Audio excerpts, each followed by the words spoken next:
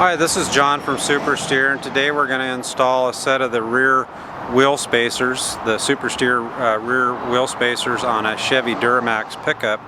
And the reason we recommend this is the rear ends on these trucks are about 4 inches narrower than the front end. So what happens when you install these spacers, your rear wheels are running in the same track width as the front, so you get less rut tracking and wander, and also it makes the vehicle more stable because you're widening out that wheel track. Okay, this is our before shot. If you look at the tire versus the fender well spacing, we just wanted to get a shot of this before we start here so you can see the before and after. So that's what we're showing here.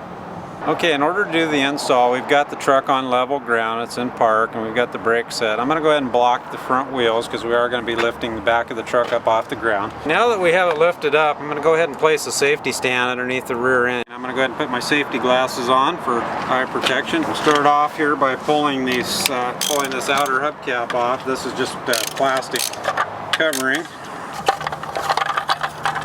So we're going to go ahead and pull the wheel off. Now, one thing I want to point out here is the factory uses these small clips here to hold the rotors on in the assembly process. We are going to want to remove those. We want to have a nice flat surface that we're putting our spacer up against. So we'll go ahead and take those clips loose. They come off fairly easily. It looks like we just have 2 of them on there. Okay, now that we've removed these little retainer clips, we're going to go ahead and clean this surface off here so we've got a nice flat surface to bolt to, and make sure we don't have any debris in here or anything that might cause a problem with our spacers to sit flat on this surface. These spacers come with all the lug nuts that you'll need to bolt them on. You can see this spacer is about 2 inches wide. It's made from solid billet aluminum. It's a nice machine piece. The studs are all pressed in tight into it. So we're going to go ahead and put our spacer on. I'm going to make sure that it's sitting nice and flush, that it's not rocking or anything. So we're going to go ahead and put our lug nuts that came with the spacer.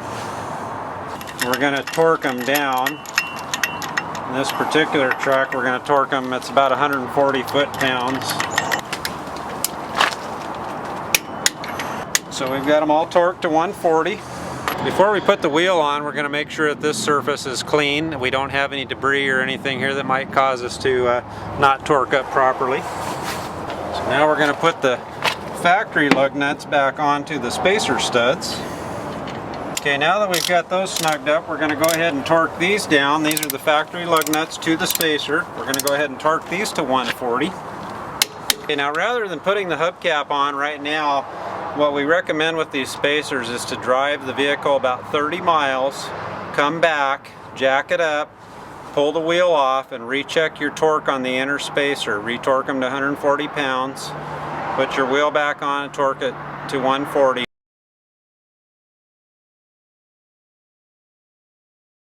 Now, as you can see, we have the spacers installed, and notice the difference between the fender weld of tire clearance. It looks a lot better, and it's going to handle a lot better too in the ruts. The front and rear tires are going to be running in the same path, so they won't be fighting the ruts as much. Also, if you have a camper or anything like that where you need stability, the truck's going to handle a lot better, corner a lot better, and be more stable as well. Okay, now that we've done our 30-mile test drive, we're going to retorque our wheel spacers. Alright, no movement on any of them, that's good. Okay, now we're ready for the hubcap. We make these spacers for, basically they're the 8-on 6.5 bolt pattern for 3/4 and 1 ton Dodge, Ford, and GM trucks. The GMs do have 14 millimeter on the later model ones with disc brakes. Their earlier ones were 9/16, but that bolt pattern, basically all these trucks, the rear end was about 3 3/4 inches, 4 inches narrower than the front, so that helps bring that wheel track out to match the front. Thank you for your time today.